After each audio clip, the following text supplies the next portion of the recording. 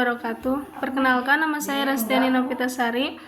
Di sini saya akan membuat video pembelajaran untuk memenuhi matkul perencanaan pembelajaran PAI.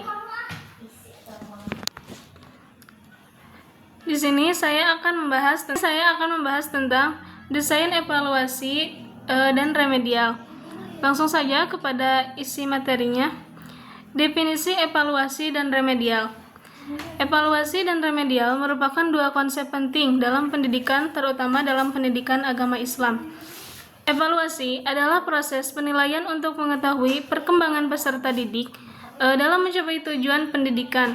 Evaluasi mencakup pengukuran, penilaian, dan evaluasi untuk menilai hasil belajar dan kemajuan peserta didik. Nah, yang dimaksud dengan remedial adalah program pembelajaran khusus untuk peserta didik yang belum mencapai kriteria ketuntasan minimal atau yang disebut KKM. Tujuannya adalah membantu peserta didik mengatasi kesulitan belajar dan mencapai prestasi yang diharapkan. Kedua konsep ini saling terkait dan sangat penting untuk mengetahui hasil pembelajaran, menilai perkembangan peserta didik, dan mendorong tercapainya hasil belajar yang optimal. Bagian kedua, bagaimana merancang desain evaluasi yang efektif untuk meningkatkan kualitas pembelajaran. Nah, di sini evaluasi adalah proses penilaian untuk mengetahui perkembangan peserta didik. Terdapat 3 istilah terkait evaluasi: tes atau alat pengukuran atau proses penetapan angka terhadap karakteristik individu, dan penilaian atau proses menafsirkan data hasil pengukuran. Nah, komponen evaluasi program pembelajaran yaitu yang pertama, desain program yang berisi tujuan, strategi, dan isi. Kedua, implementasi program atau disebut proses belajar mengajar. Ketiga, hasil program atau pencapaian tujuan jangka pendek dan panjang. Nah, kriteria evaluasi yaitu kesesuaian dengan kompetensi dan tujuan, relevansi dengan pengalaman dan lingkungan, kejelasan dan kesesuaian dengan tingkat perkembangan siswa, terus keterlaksanaan dan kemungkinan pencapaian. Nah, bagaimana merancang program remedial yang efektif? Yaitu program remedial adalah bantuan untuk siswa yang mengalami kesulitan belajar.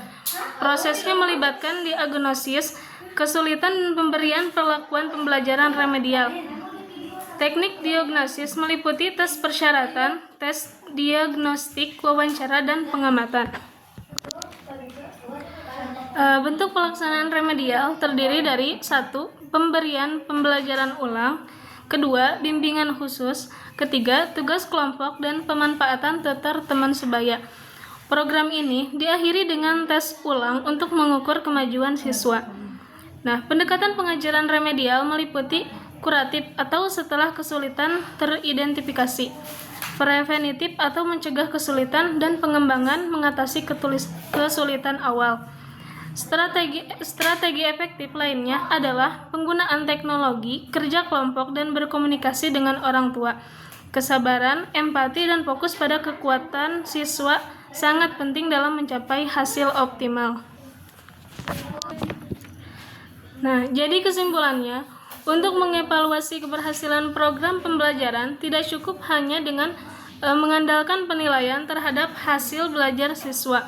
Sebagai produk dari sebuah proses pembelajaran, kualitas suatu produk pembelajaran tidak terlepas dari kualitas proses pembelajaran itu sendiri.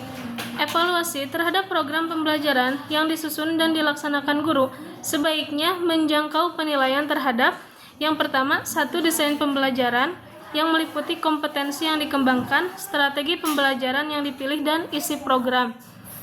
Kedua, implementasi program pembelajaran atau kualitas pembelajaran. Yang ketiga, hasil program pembelajaran.